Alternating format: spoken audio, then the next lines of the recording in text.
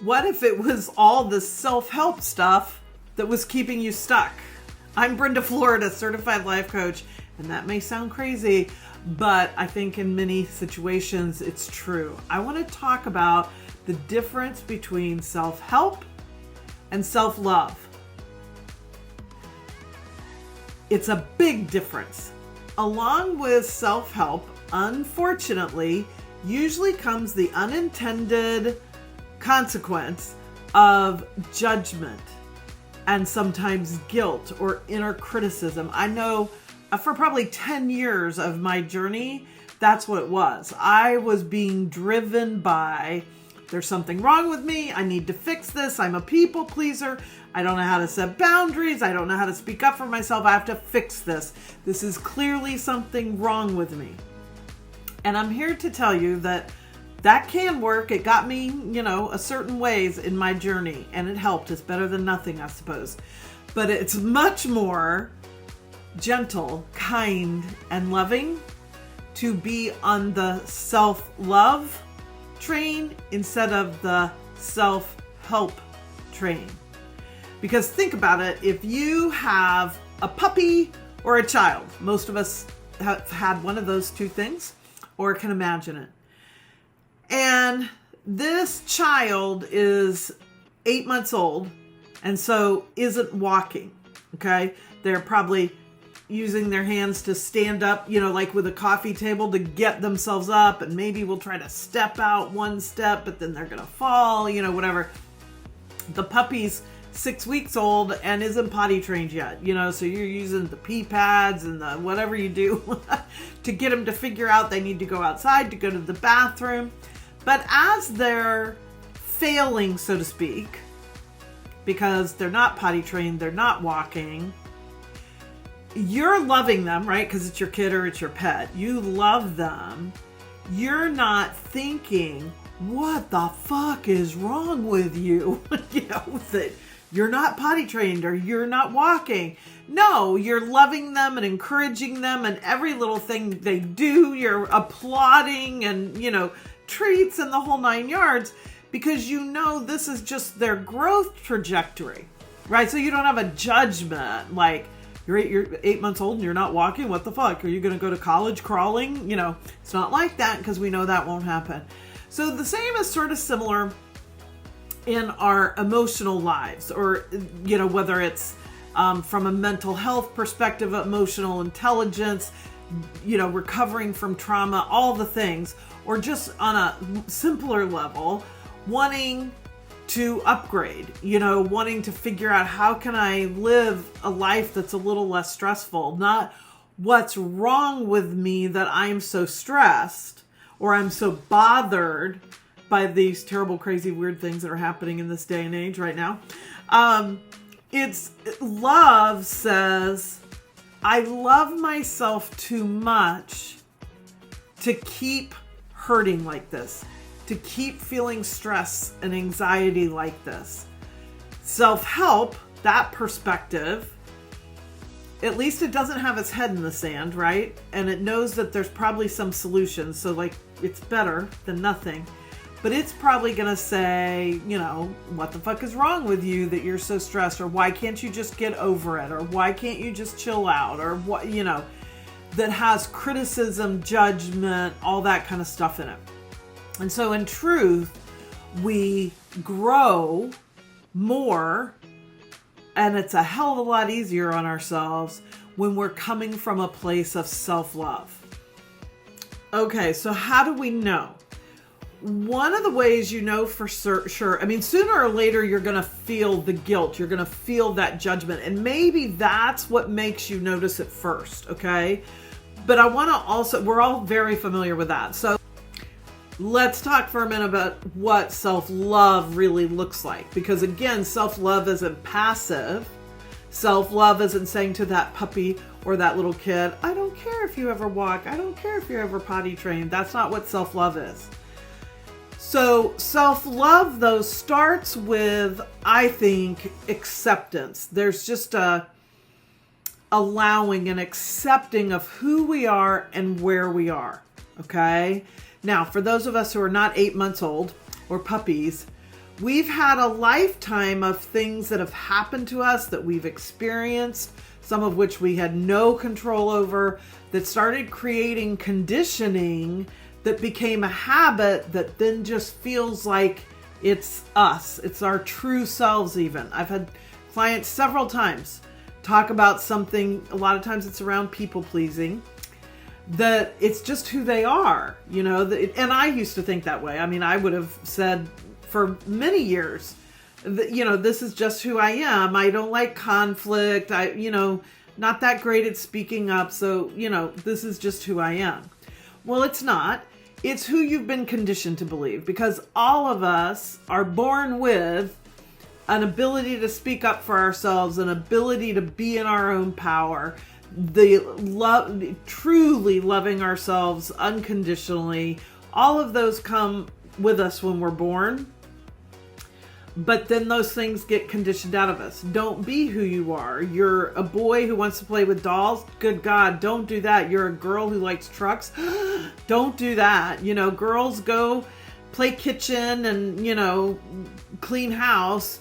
And boys, you go get your trucks and guns or whatever, so there's all kinds of ways culturally and within our families, in religion. Oh my gosh, there's so much dysfunction that is culturally conditioned into you if you're in any kind of especially conservative religion.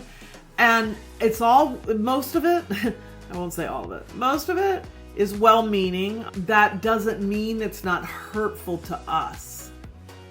So love has this sort of foundation of acceptance and wanting people to be their best self, to feel comfortable to express themselves truthfully. Whether you're a man in a beard who loves to wear a dress, or whatever, you're a woman like me who likes purple hair, right? Like, these are just our self-expressions. And love never wants to snuff that out or quiet it down or shush it. Love is never thinking you're too much. That's conditioning. So love has compassion. Love has acceptance. Love has your best interest at heart. Love is open. Love is very broad and wide and deep. It's not judgment, and a lot of times helping has an agenda. It's tight. It can be restricting. There's a lot of right and wrong. It was Rumi, beautiful Rumi, who said, "Out beyond the ideas of right and wrong is a field, and I will meet you there." Because that's what love says. Are you telling your 8-month-old that falls down they're wrong? Are you even telling your puppy they're wrong for peeing in the house? I mean, you might use that word, but think about it in this deeper way. No, they just haven't learned totally how to let you know they need to go outside, or how to even know in their own little puppy bodies they need to go outside because they're going to pee.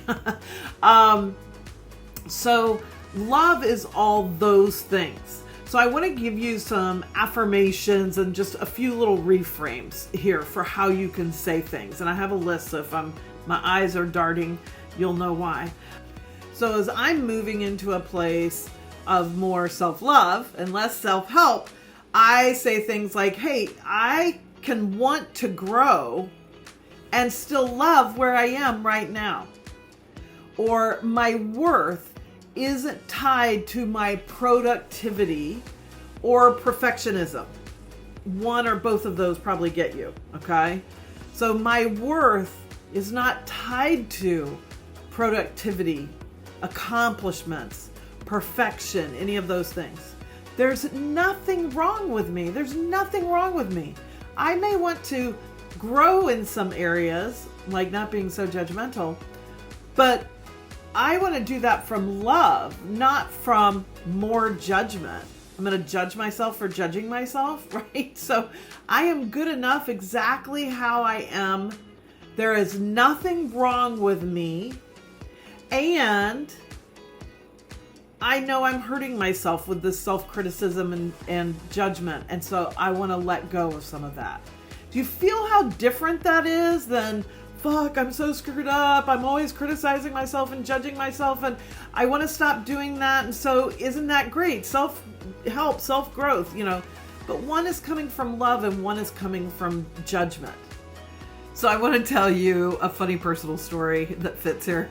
So I had a rough couple of emotional weeks. And so I decided on a Friday that I was going to take the weekend for just total self-love. No agenda. I got all my chores and errands done. Like I wanted 2 days to just love and nurture myself and do whatever the fuck I wanted to do. Okay. So great. I sleep like a baby Friday night. I slept late Saturday morning. I have my coffee. I read, I'm journaling. I even take a nap then at some point. And I think it happened soon after the nap. All of a sudden, I started thinking about things, this is how clever self-help and judgment are, that I could do that would be loving to myself. Okay, but they were really just things that were on my to-do list.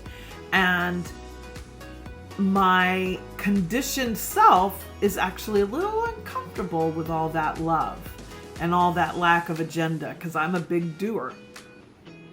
And so it comes in masquerading as self-love.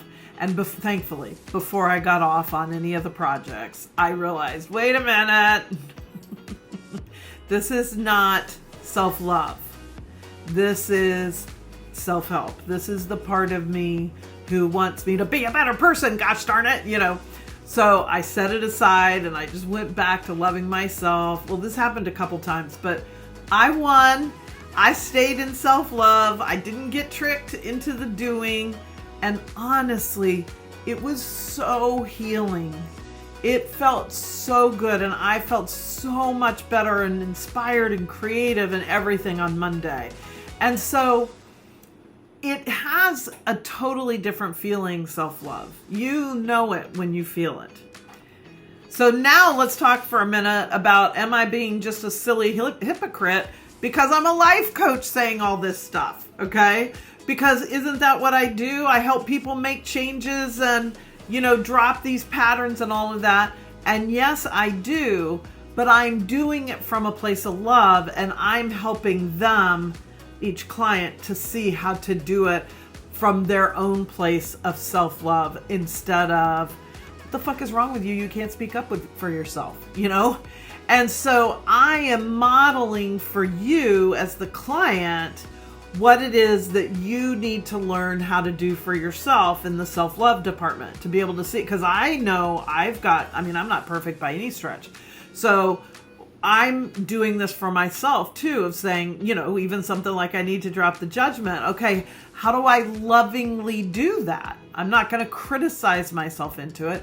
I'm going to love myself into it. Oh, I really can tell how much it hurts me when I judge myself or when I don't speak up for myself. So then love says, yes, girl, light a fire under that. Go speak up. Go quit the job. Go have the conversation. Go tell people no. Go, whatever. Or maybe you need a hell of a lot more yeses in your life. Maybe you're keeping yourself too constricted. Like whatever it is, everybody's journey is unique.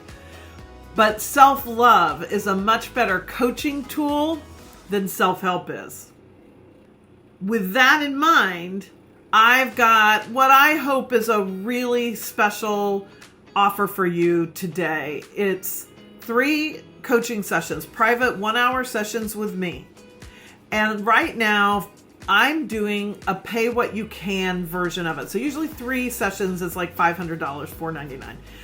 You will see at the bottom of the page before you pay that you get to pick which payment you want. You want $99, $199, $299, $399, or the $495.99 because you can afford it. That's great. I love being paid, full price for my sessions. There is no question that they are worth it. It is worth the changes you'll make are worth full price, big time. I have tons of testimonials and happy clients who would tell you that, okay?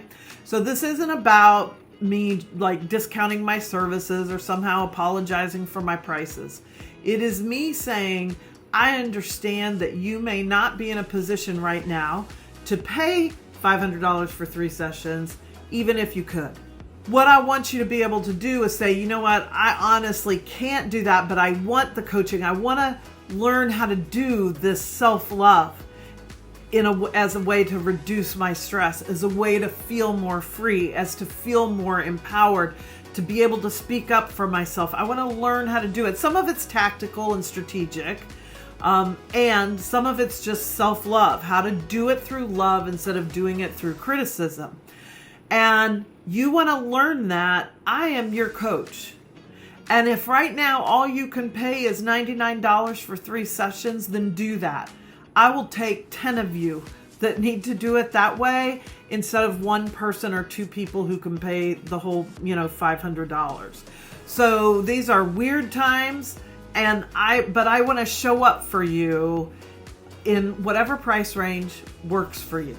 So go to the description, has the link to it. I'll put a link in the first comment, and check out the offer right now to just pay what you can, because there's nothing wrong with you. We don't need to fix anything, but all of us can have benefit from that upgrade. It's like upgrading from coach to first class in an airplane. Nothing wrong with coach. I'm happy to be on the plane.